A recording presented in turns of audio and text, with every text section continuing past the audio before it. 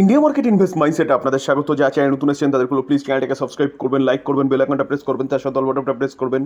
নোটিফিকেশনটা কিন্তু সঙ্গে সঙ্গে আপনাদের কাছে গিয়ে পৌঁছাবে। দেখুন স্যার, টাটা গ্রুপের একটা কোম্পানি, যে কোম্পানিটা আজকের দিনে রেজাল্ট ডিক্লেয়ার হয়েছে এবং রেজাল্ট ডিক্লেয়ার হওয়ার সঙ্গে সঙ্গে কোম্পানিটা 10% আপার সার্কিট মেরেছে, বা বলতে পারেন 52 হাই মেরেছে। কন্টিনিউয়াসলি আপসাইড মুভমেন্ট দেখাচ্ছে, 5 বছরে 1200%-এর ওপরে রিটার্ন দিয়েছে। প্রফিট কোয়ার্টার ওয়ানের ডবল হয়ে গেছে। তো স্যার, কোন কোম্পানি, সেই কোম্পানি নিয়ে ডিটেলসে আলোচনা করেছি। যারা ইন্টারেস্টেড তারা কিন্তু দেখে নিতে পারেন, আমি প্লেলিস্টে বা ডেসক্রিপশন বক্সে কিন্তু লিঙ্ক দিয়ে দেবো। স্যার, আজকে নিফটিকে দেখলে দেখা যাবে নিফটি কিন্তু 1%-এর ওপরে একটা আপসাইড মুভমেন্ট দেখিয়েছে। দেখানোর পিছনে কারণ কিন্তু কালকে লাস্ট ভিডিওতে আমি ডিসকাস করেছিলাম, যেখানে ইউএসএ জব ক্লেম ডেটা এসেছিলো এবং তারপরে ডাউ ভালো মুভমেন্ট দেখিয়েছে এবং ন্যাসড্যাকও ভালো মুভমেন্ট দেখিয়েছে। তো স্যার, কালকেই বলেছিলাম যে জব লসের যে ডেটা এসেছিলো, সেই ডেটা আসার পরে কিন্তু ওয়ার্ল্ড মার্কেট সহ নিফটিও পড়েছিল।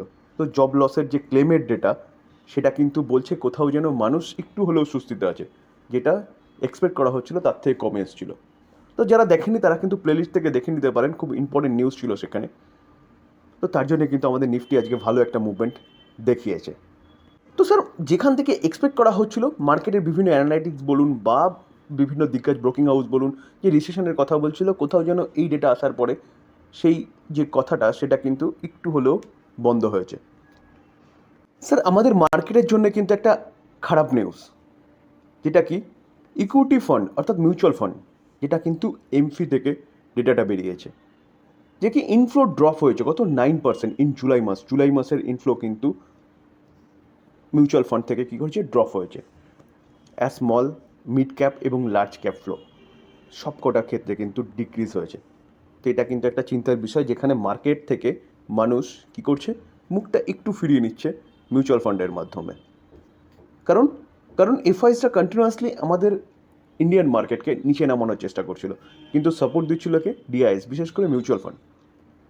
তো সেখান থেকে কিন্তু একটা ইনফ্লো ড্রপ দেখা গেছে 9% জুলাই মাসে। প্রিভিয়াস মান্থে দেখলে দেখা যাবে কত ছিল, 40,573 কারোর। দেখুন প্রিভিয়াস মান্থে। তো এটা অ্যাকর্ডিং টু মাথায় রাখবেন যে অ্যাসোসিয়েশন অফ মিউচুয়াল ফান্ডের ডেটা অর্থাৎ এমফিড ডেটা অনুযায়ী কিন্তু সেইটা স্যার এই মাসে কত এসছে মিউচুয়াল ফান্ড থেকে, 37,082.4 কারোর। তো অনেকটা কিন্তু কমে গেছে স্যার। যেখানে স্যার লার্জ ক্যাপের দেখলে দেখা যাবে প্রিভিয়াস মান্থে 970.5 করো, সেটা 670 এসছে, ঠিক আছে। এবং স্মল ক্যাপে দেখলে দেখা যাবে ছিল কত 2263 করোড়, 2109.2 করোড় এসছে। এবং মিড ক্যাপে দেখলে দেখা যাবে প্রিভিয়াস মান্থে কত ছিল 2528 করোড়, সেটা এসছে কত 1644.2 করোড়। এবং হাইব্রিড ফান্ড যেটা, সেখানে দেখলে দেখা যাবে কি যে একটা ইনক্রিজ হয়েছে, কত ছিল প্রিভিয়াস মান্থে 8,855 করোড়, সেটা 17,436 করোড়। তো শুধু হাইব্রিড ফান্ডেই কিন্তু ইনক্রিজ হয়েছে আর বাদবাকিগুলোতে ডিক্রিজ হয়েছে। এটা কিন্তু একটা স্যার চিন্তার বিষয় আমাদের মার্কেটের জন্যে, যে যদি মিউচুয়াল ফান্ডের হাত আস্তে আস্তে ঢিলা হয়, তাহলে কিন্তু মার্কেট নিচে নামতে পারে, আবার পুরনো জমানায় চলে যেতে হবে, যেখানে এফআইস ফেল করলেই আমাদের মার্কেট পড়তে পারে। Sir, LIC, life insurance corporation of India, আজকের দিনে দেখলে দেখাবে কোম্পানিটা এখনও পর্যন্ত 0.52% একটা আপসাইড মুভমেন্ট দেখাচ্ছে। কোম্পানিটা কিন্তু আজকে ভালো একটা গ্যাপ আপ ওপেনিং হয়েছে। তো ওপেনিং হওয়ার পরে সেখান থেকে কিন্তু কন্টিনিউয়াসলি একটা প্রফিট বুকিংই দেখা গেছে। কেন ওপেনিং হয়েছে ভালো? কারণ কোম্পানিটা রেজাল্ট ডিক্লেয়ার করেছিল এবং রেজাল্টটা কিন্তু ঠিকঠাক ছিল। যেখানে আমরা দেখতে পারবো net profit year on year basis কত 9% বেড়েছে, এবং যে কোম্পানির প্রিমিয়াম ইনকাম সেটা 16% বেড়েছে। তো স্যার, রেজাল্ট ঠিকঠাকই ছিল, যার জন্য কিন্তু কোম্পানি এতটা ভালো মুভমেন্ট দেখিয়েছিল আজকে। তো শেষমেশ প্রফিট বুকিংয়ের জন্য কিন্তু কোম্পানিটা নিচে এসছে। তো স্যার, যারা সেফলি ইনভেস্টমেন্টের কথা বলেন না, তারা কিন্তু এই কোম্পানি চিন্তাভাবনা করতে পারেন। দেখুন কোম্পানিটার মার্কেট ক্যাপ কত, 7 লাখ কারোরের ওপরে। তো স্যার, সেফলি ইনভেস্টমেন্ট, চোখ বন্ধ করে ভরসা করার মতন কোম্পানি। কিন্তু স্যার এটা মাথায় রাখবেন, যদি আপনি 5 বছরে 500% বা 1000% রিটার্ন চান, তাহলে এই কোম্পানি কিন্তু সেরকম বানিয়ে দিতে পারবে না। কোম্পানি ম্যাক্স টু ম্যাক্স কি ডবল বানিয়ে দেবে। তো 5 বছর এখনও কোম্পানির কমপ্লিট হয়নি। কোম্পানি এসেছিল 2022-এ, 2022 থেকে দেখলে দেখা যাবে কোম্পানি এখনও পর্যন্ত 37% একটা রিটার্ন দিয়েছে। তবে লিস্ট হওয়ার পরে কিন্তু কোম্পানি নিচে এসেছিলো। কন্টিনিউয়াসলি, তারপরে ভালো একটা মুভমেন্ট দেখিয়েছে কোম্পানি। তো নিচ থেকে যদি দেখি আমরা, লো থেকে দেখলে দেখা যাবে কোম্পানি কিন্তু খুব ভালো একটা রিটার্ন তার শেয়ার হোল্ডারদের বানিয়ে দিয়েছে। তো স্যার দেখলে দেখা যাবে দেখুন 112%, অর্থাৎ ডবল বানিয়ে দিয়েছে। আমরা দেখছি কত, মার্চ 2023 থেকে 9 আগস্ট 2024। তো স্যার এটা মাথায় রাখবেন, এত বড় কোম্পানি 5 বছরে ম্যাক্সিমাম ডবল, বা তার থেকে হয়তো একটু বেশি, এর থেকে বেশি এক্সপেক্ট যারা করেন তারা কিন্তু এই কোম্পানি নিয়ে চিন্তাভাবনা করবেন না। স্যার গ্রাসিম ইন্ডাস্ট্রিজ দেখলে দেখা যাবে দেখুন আজকের দিনে কোম্পানিটার রেজাল্ট ডিক্লেয়ার হওয়ার কথা ছিল কত, 4 PM। তো কোম্পানি ডিউরিং মার্কেটে কিন্তু রেজাল্ট ডিক্লেয়ার করেছে। কোম্পানিটা এখনও পর্যন্ত 1.12% ট্রেড করছে। তো দেখুন রেজাল্ট আসার পরে কোম্পানি কিন্তু বাজেভাবে পড়েছিল এবং এখন সামান্য কিছুটা রিকভারি দেখা গেছে। তো চলুন আগে দেখে নিই কোম্পানিটার রেজাল্ট কী করেছে।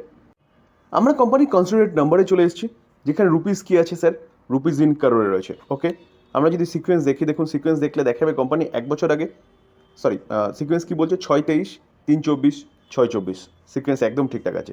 আমরা যদি কোম্পানির টোটাল ইনকাম দেখি, তাহলে টোটাল ইনকাম দেখলে দেখা যাবে দেখুন 1 বছর আগে কী করেছে, 31,360, আগের কোয়ার্টারে 38,154, এই কোয়ার্টারে 34,160। তো 31টা 34 হয়েছে এবং 38টা 34 ইয়ারলি ভালো করলেও কোয়ার্টারলি কিন্তু পড়েছে। এবার খরচা দেখব।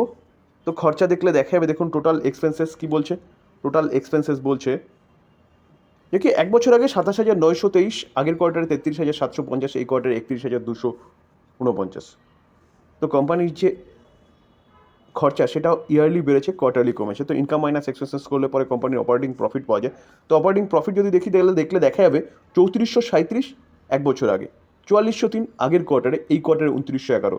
তো 3400টা কিন্তু 2900 হয়েছে, ইয়ারলি কমেছে, কোয়ার্টারলিও কমেছে কেন?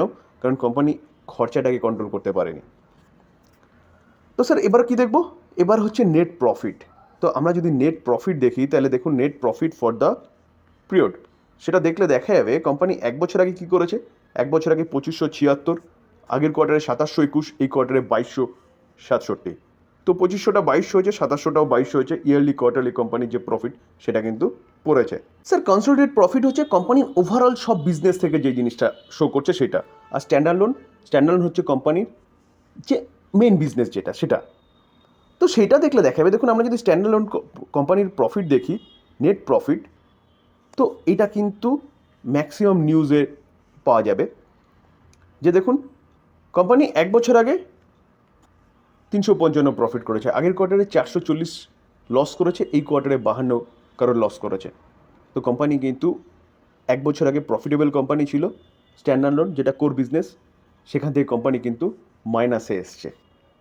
দেখুন স্যার যেটা একটু আগে বললাম যে বিভিন্ন নিউজ চ্যানেলগুলো তাই লিখবে, দেখুন 52 কারোর লসে এসছে, 355 কারোর হচ্ছে প্রফিটে ছিল কোম্পানি।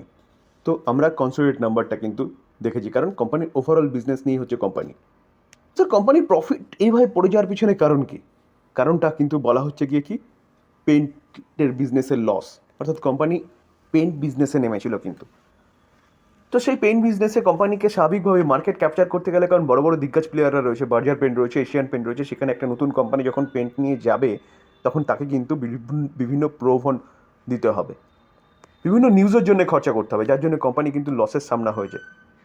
তারপরে স্যার মার্কেটে তো ক্যাপচার করতে হবে, তারপরেই না প্রফিট স্যার, কারণ অলরেডি কিন্তু ভালো ভালো প্লেয়ার মার্কেটে রয়েছে। তো স্যার এই কারণে কিন্তু কোম্পানিটা রেজাল্ট বেরোনোর সঙ্গে সঙ্গে এরকমভাবে পড়েছিল। তো স্যার লং টার্মের জন্য যারা চিন্তাভাবনা করেন তারা কিন্তু এই কোম্পানি নিয়ে চিন্তাভাবনা করতে পারেন। স্যার কম্পিটিটর এশিয়ান পেন্টকে দেখতে পারবেন, দেখুন যখন গ্রাসিমের রেজাল্ট ডিক্লেয়ার হয়েছে তখন থেকে কোম্পানিটা ভালো একটা আপসাইড মুভমেন্ট দেখিয়েছে। স্বাভাবিকভাবে কম্পিটিটর খারাপ করলে তো কোম্পানির লাভ না। তো তার পাশাপাশি আরেকটা জিনিস মাথায় রাখবেন স্যার, এই কোম্পানিটাও হচ্ছে এভারগ্রিন স্টক, এভারগ্রিন কোম্পানি যাই বলুন না কেন, লং টার্মের জন্য বেস্ট কোম্পানি, নাম্বার 1 কোম্পানি এমনি হয়নি, যে অ্যাপ্রক্সিমেট দেখতে পারবেন যে 3 লাখ কারোর হচ্ছে মার্কেট ক্যাপ। তো স্যার এই কোম্পানিটা নিচে আসার পিছনে কারণ কিন্তু বলতে পারেন গ্রাসিমের পেন্ট বিজনেস, যেখানে আমরা যদি দেখি তাহলে দেখতে পারবো দেখুন 1 বছরে 8.5%-এর ওপরে। আমরা যদি 5 বছরও দেখলে দেখা যাবে যে কোম্পানি কিন্তু অনেকটা টাইম পিরিয়ড ধরে কনসোলিডেট করছে, করার পিছনে কারণ কিন্তু এটাও একটা, যেখানে কম্পিটিটার এসছে একটা দিগ্গজ কোম্পানি, তার প্রোডাক্ট লঞ্চ করেছে, তো সবাই মনে করছিল যে এশিয়ান পেন্টের বিজনেস হয়তো শেষ হয়ে যাবে। তো স্যার আমি তখনও বলেছি, এখনও বলবো যে পেন্ট সেগমেন্টে এশিয়ান পেন্ট হচ্ছে কি হাতি, আর গ্রাসিম হচ্ছে মশা এখন। তো এশিয়ান পেন্টের মার্কেট ধরতে গেলে কিন্তু গ্রাসিমকে অনেক দিন কাজ করতে হবে, অনেক ভালো কাজ করতে হবে, যেখানে এশিয়ান পেন্টের অলরেডি একটা রেপুটেশন রয়েছে। তার জন্যই দেখতে পারবেন, দেখুন কোম্পানি রেজাল্ট খারাপ করেছে, এই কোম্পানি কিন্তু মুভমেন্ট দেখাচ্ছে। তো এবারও বলবো, এখনও বলবো যে এই কোম্পানিটা কিন্তু চোখ বন্ধ করে নিয়ে ফেলে রাখার মতন কোম্পানি। স্যার সুজলান এনার্জি, যে কোম্পানিটা আজকের দিনে দেখতে পারবেন যে 5% একটা আপার সার্কিট মেরেছে। তো কোম্পানিটা কন্টিনিউয়াসলি ভালো দৌড় আছে। দেখুন লাস্ট এক মাসে দেখতে পারবেন কোম্পানিটা 38% রিটার্ন দিয়েছে। কেন? অবভিয়াসলি কোম্পানির business. Company future oriented business করে, একের পর এক অর্ডার পাচ্ছে, যার জন্য কোম্পানির পিএনএল বাড়ছে, যেটা আমরা রেজাল্ট দেখেছিলাম। রেজাল্ট আফলাতুন রেজাল্ট হয়েছে, যার জন্য কোম্পানি কিন্তু দৌড়চ্ছে। তো স্যার কোম্পানির বিজনেসটাকে বুঝুন। রিসেন্টলি আমরা দেখেছিলাম একটা কোম্পানি কিন্তু এই কোম্পানিটা অ্যাকুইজিশন করছে, অর্থাৎ সুজলান এনার্জি একটা কোম্পানি রিনিউয়েবল এনার্জি নিয়ে কাজ করে, সেই কোম্পানিটাকে অ্যাকুইজিশন করছে, অর্থাৎ কোম্পানির বিজনেস বাড়তে চলেছে আর এগ্রেসিভলি ভালো বিজনেসও করছে। তো এই কোম্পানি আমি আগেও বলেছি, যখন কোম্পানিটা 36, 40, ইভেন 52 তো চলছিল, তখনও কিন্তু আমি একটা ভিডিওতে আলোচনা করেছিলাম এই কোম্পানি নিয়ে। তো স্যার আজকের দিনে কেন বলছি, দেখুন আজকের দিনে কোম্পানিটা first time 1 lakh crore market cap cross করেছে। কেন? আবারও বলবো স্যার, কোম্পানির বিজনেস। তো বিজনেসটাকে দেখুন বা বিজনেসটাকে বুঝুন, বুঝে নিয়ে তারপর ইনভেস্টমেন্ট করুন স্যার।